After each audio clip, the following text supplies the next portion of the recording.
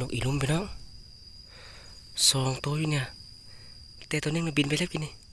มันเห็นเฮาเนาะหมายนี่เดือดพี่น้องที่เรียกว่าสิมาโตอยู่บนเถียงนี่เนาะแต่ว่าเจ้าของหน้าเขามาเนาะก็จะมานกหญ้าพี่น้องก็เลยบริโตแล้วอยู่นี่เอาสิลองไปโตข้างนี้เนาะข้างนี้มีเถียงนาอยู่เวลาโตในเถียงนาแหละเฮานั่งแล้วนกบ่ค่อยเห็นเฮาเนาะสบายเลือกยิงเลยโอเคพี่น้องไปต่อทำกันเนาะมันสิเข้าหรือบ่แต่ว่าเคยต่อพี่น้องเข้าดีอยู่แต่ว่าบุ้งปีนี้ยันไปว่าคนเขามาต่อก่อนยันบ่เข้าคันมีคนมาต่อก่อนเนี่ยแล้วเนาะมันเข้ายากพี่น้องก่อนจะออกล่าครับก็มาตั้งกองกับพี่น้องอันนี้คือลูกปืนเนาะลูกปืนมอนเตอร์นะน้ำหนักนี่20 กิโลนะ20 กิโลตัวนี้เนาะ5.54พี่น้อง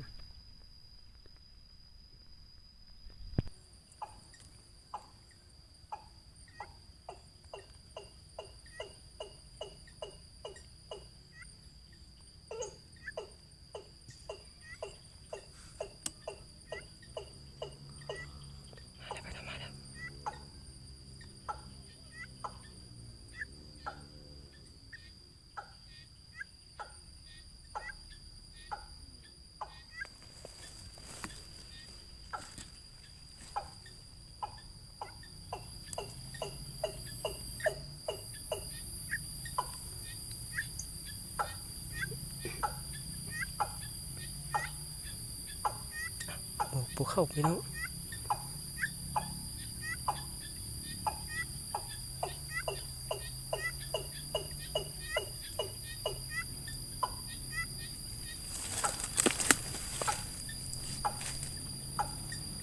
สีย่างนี่ได้พี่น้องใส่ได้เนาะ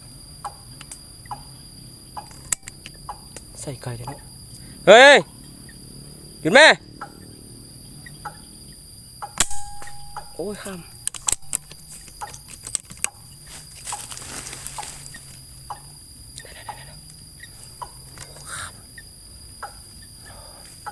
บูทึกพี่น้อง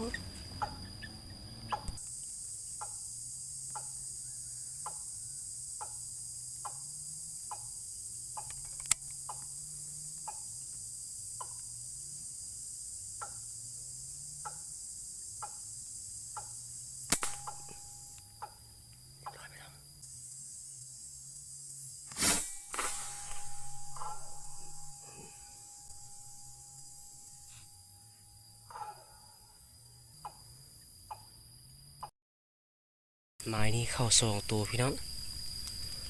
เข้า2แต่ว่าพลาดตัวหนึ่งเนาะตัวหนึ่งนี่จักเป็นหยังมันเข้ามาประจำเนาะมันเข้ามาฮอดขนาทุนกับยุดเลยมันบุกเข้าหาลำโพงเขาเนาะก็เลยใส่ไก่เลยข้ามบุถึก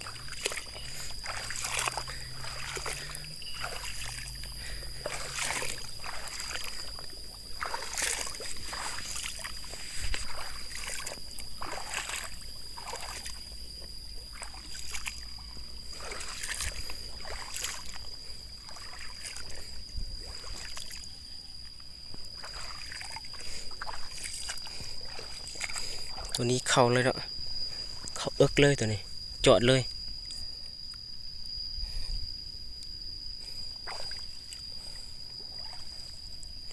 นกแถวนี้รู้สึกว่ามันระแวงเนาะไปเนาะเขาตั้ง MP3เลยเนาะแล้วก็เขาสีนั่งซุ่มอยู่ในเสียงนะ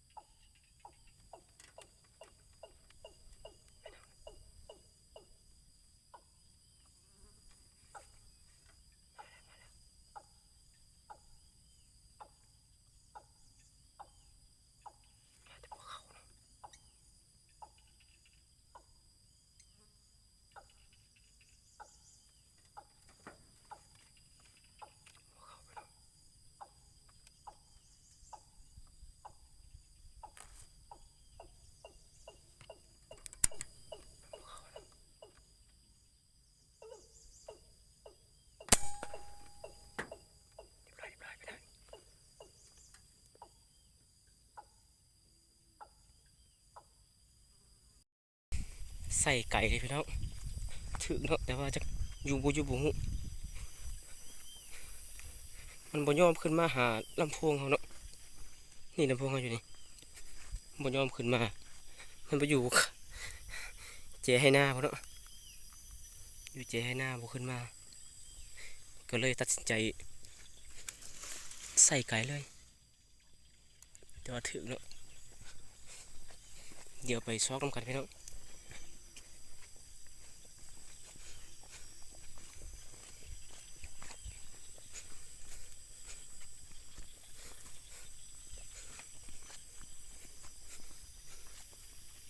เบิ่งอาการไม่แล้วมันบินตกในข้างหน้าเนาะ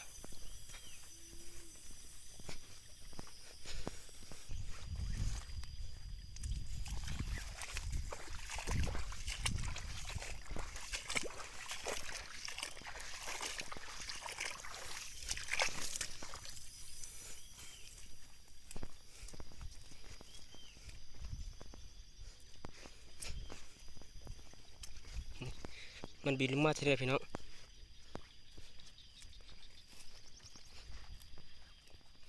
เห็นคือตกแถวโพูนนี่แหละคือว่าแต่บ่ฮู้ว่าสิอยู่หรือบ่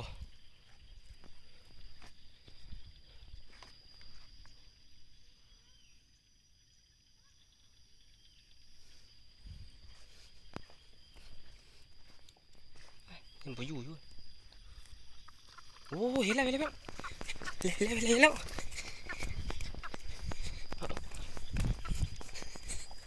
จุกกลางน้ำบ่เห็นได้นี่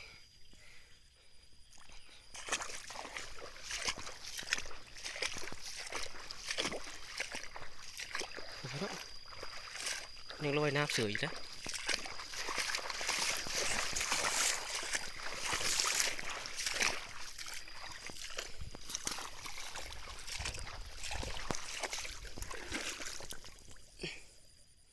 เรียบร้อยไปแล้วนี่เดี๋ยวพี่น้องอีกตัวหนึ่งห้องทำพุ่นเนาะเดี๋ยวเอาไปรุ่นหมายที่3แล้วไปเนาะหมายที่2นี่คือว่าได้แต้มอยู่เนาะใส่ไก่เลยโอ้ลูกปืนตกเลยลูกปืนตกต่ำเนาะเข้ากระดูกับบ่ต่ำแล้วเขาเอิกเลยโอเคพี่น้องมันมาแล้วเดี๋ยวไปรุ่นตัวพุ่นเนาะมันห้องอยู่เนาะผู้เดี๋ยวหมายที่3ถือว่าบ่เข้าพี่น้องเลยสงสัยนกบ่มีเนาะเข้าก็คือว่าเขียวงามไปเลยเข้าอะไรบรรยากาศก็สิค่ำแล้วสิได้กลับเลยพี่น้องวันนี้สรุปแต้มเนาะสรุปผลงานเนาะวันนี้ได้2 แต้มมื้อนี้2 แต้มแล้วก็พาด1เนาะคันบ่พาดได้น่าจะได้3เพราะว่ามันนี่นกมันเข้าบ่จำอีพี3เนาะเข้าบ่ฮอดลำโพงก็เลยได้ใส่ไก่เลยบางตัวกระทึกบางตัวกระบ่ทึกเนาะคันเข้ามาใกล้มีโอกาสได้สูงเนาะแต่ว่ามันอยู่ไกลโอเคพี่น้องมื้อนี้ค่ำละถือว่าได้กลับก่อนมื้อนี้